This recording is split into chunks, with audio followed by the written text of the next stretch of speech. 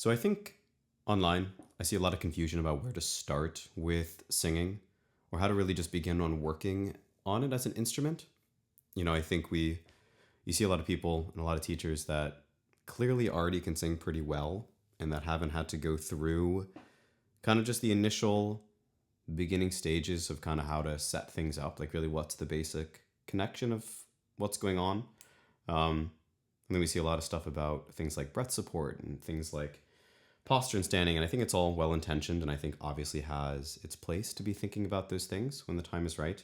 But I think at the very beginning, I think, kind of it's important to not put the cart before the horse, so to speak. So the first thing that I work on with my students is really the idea of the onset or the attack of the voice, which put really simply, it's the most basic form of connection of really how the sound is being made, right? So that if you're thinking of how the voice and how singing really happens, is that inside of our throat, right inside of our, more visibly of an Adam's apple, that we have these thin vocal folds and they close around air passing through them. And that relationship of closure to air creates vibration, and then that vibration creates sound. So it's really right, I think, if you think in terms of a instrument comparison, it's kind of similar to like the bow on a string of a violin, right? The moment of like a key hitting, the moment of the hammer hitting on a piano, that's sort of the moment the sound is happening. And returning to the idea of the onset is really the exercise in practicing that relationship between airflow and the closure of the vocal cords. Now, basically every beginner student usually will go in one of two directions. Either they are too breathy with their connection and the sound comes out very, or tends to be the other way and things are quite squeezed, quite connected. It'll just be kind of, pressed and sound a little harsh. So the idea of the onset is just finding the balance of pressure, both of the closure of the vocal cords and the air passing through them. So basically, anytime we start singing on any vowel, right, say ah, a, e, o, u, we have to start with an onset. There's a relationship between when I'm closing my vocal cords and when the air is passing through them. So I have two options on every onset, right? I can start singing on a, or I can start singing hey, or I can start singing a, and all are a bit similar and a bit different, right? If you think about sort of the process that's going on, in this one, hey,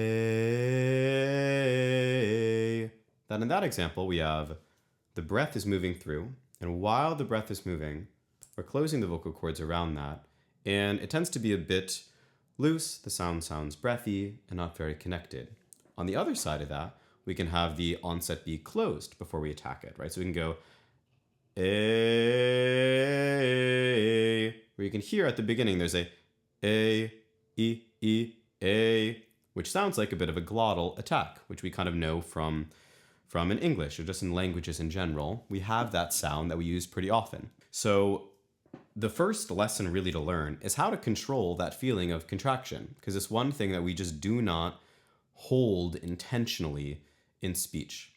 So the first thing with singing is being, how do we just elongate that? It's not about the quality of sound. It's not about, is the sound good? Is the sound bad? Or even, is it in tune? It's just really not about that. This is about building really just a baseline coordination, a baseline function, so that when we go to do additional exercises on top, we just really have something to build off of, rather than, especially if it's a beginner instrument that hasn't been singing their whole life and that sort of thing.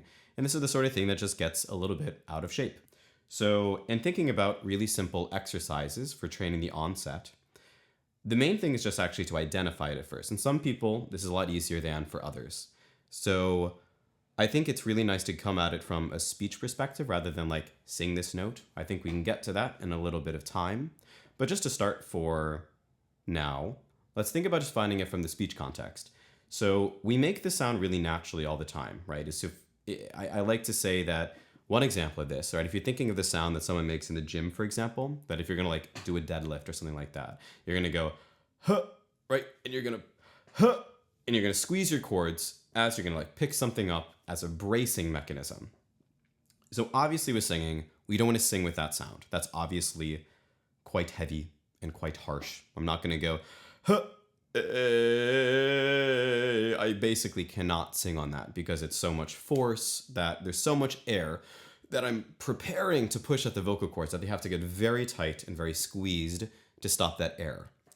But there's a similarity to that in sort of learning that we can allow the vocal cords to actually control the airflow underneath.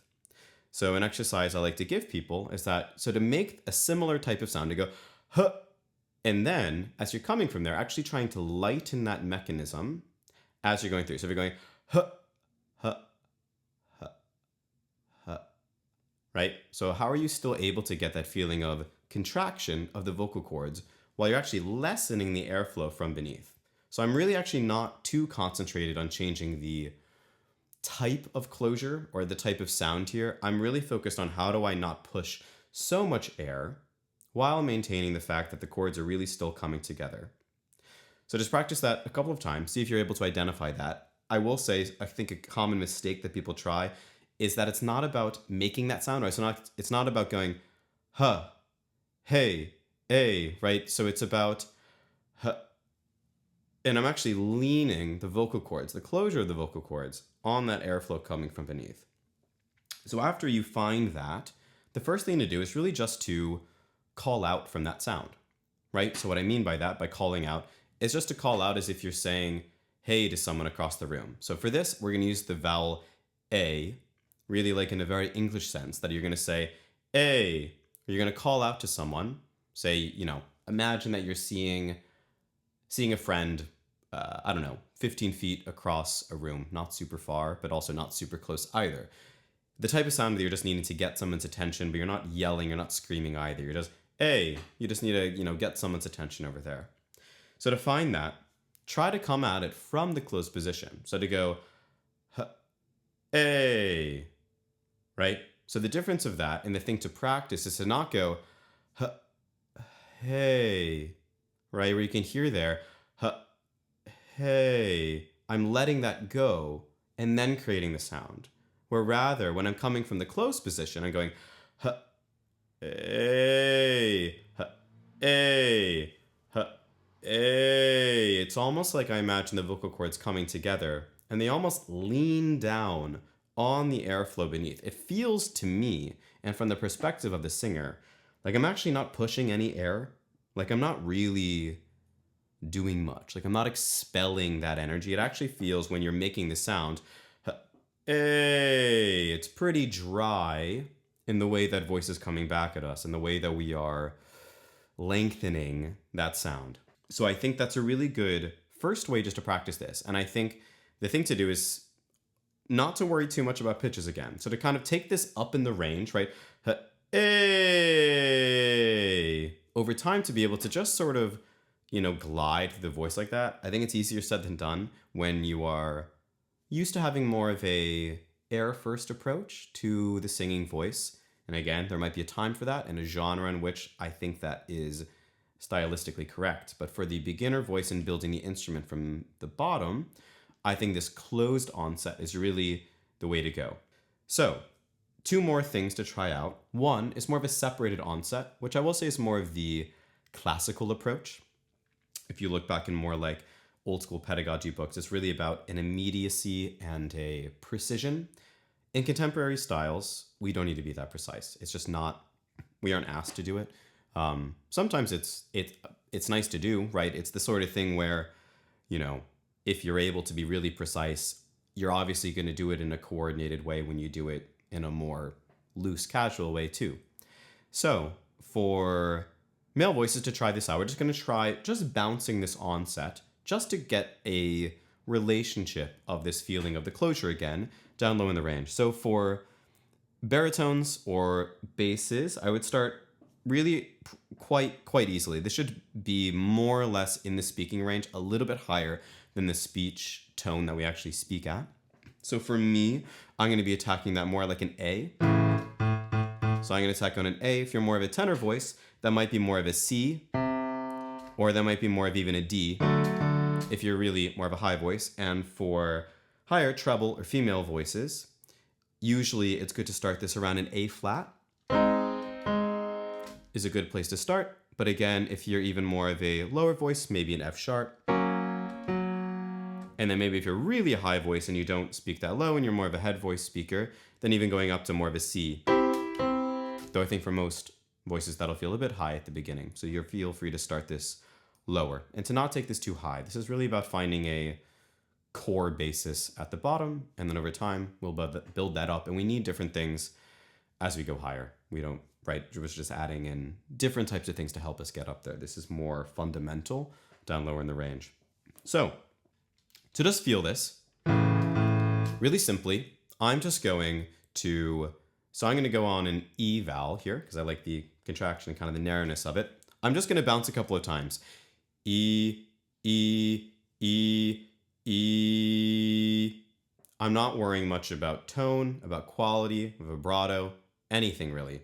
I'm just worrying about E, E, E. I'm worried about finding that position of glottal at the start, not a harsh one, E, E, right? I don't want to push on it. That's not the goal. And I also don't want it to be he, just a really simple E, as I would when I speak, right? So when I do something like that position of calling out, for example, A, E, E,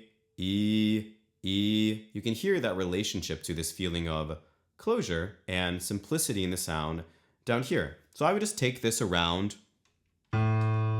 the range, not super far up. So I might go up to E or an F for lower voices, or maybe for a tenor, I'd go to an F sharp or a G. And again, higher up for female voices, going up not above an F really, just to take it up there and then kind of go back down and just explore this, right? So I think vowels to try it on is an E or an A or an Ah. I would avoid O and U for now, but feel free to give them a go when you find consistency in these initial sounds. After kind of going through that feeling, the other type of thing to explore is the feeling of the vocal fry, which is kind of the third type of exercise here to try out. So to find vocal fry, right, if you imagine what vocal fry is in a aesthetic speaking sense, we know vocal fry, right, from more of like a Valley Girl type of sound, right, that type of feeling on the chords. So what that is that the chords are still together, but we're not actually energizing the breath and the connection and the energy of it enough to really make the singing tone yet. So if you're imagining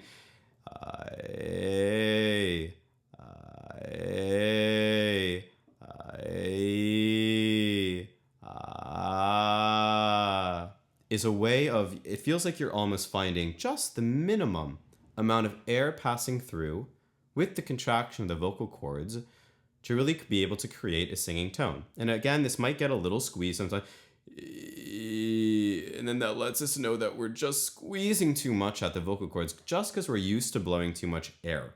And at the beginning, it's just right, we're just working on this balance. This is something just to try out, and it'll take a couple of weeks to explore this.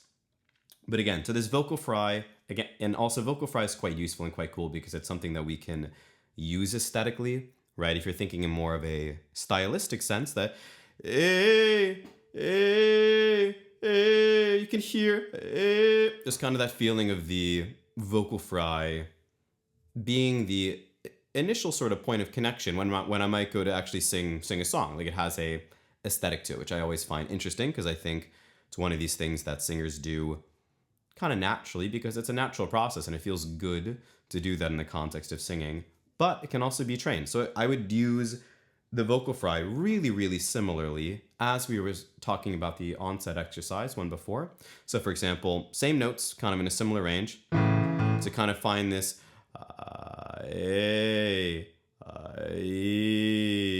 oh, right, different than the feeling of E, or the feeling of A. But I think all really useful, all similar types of feelings, right? So I think this is a thing to be explored. I think in a sensation point of view, what you're going for here is that for me, when I'm being in a more of a breathy point of view, it's more, hey, it feels quite high, quite like, just that I'm not really like engaging with the sound. Hey, hey. And then when I allow myself to really close the chords properly, what I identify is that it feels like almost a leaning of the chest. And it's helpful as well to almost imagine that like the singing voice, rather than coming out of the mouth, you can almost put it down and just have this image of like, I am singing from like the sternum, singing from pretty low in the body, not to darken it, A, but just the position of the A, just the engagement here. And it can help to almost raise the chest a little bit to meet that feeling of the sound. Somewhere down here, A, E, E, E, I feel there's almost this leaning engagement of the sternum as we're going through that. But that's all I want to really cover for today. We will go into more how are we connecting between notes, how are we kind of using that simplicity in the next video, just kind of thinking about how are we passing through notes and kind of talking a little bit of the registers as we're going higher.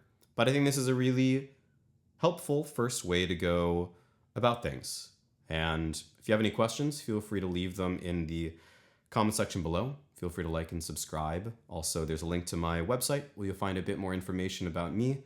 I teach voice lessons online. I have a classical background and I've studied it. And I offer a free trial lesson. So feel free to get in touch if that's something that might interest you. And I look forward to seeing you guys soon. Bye.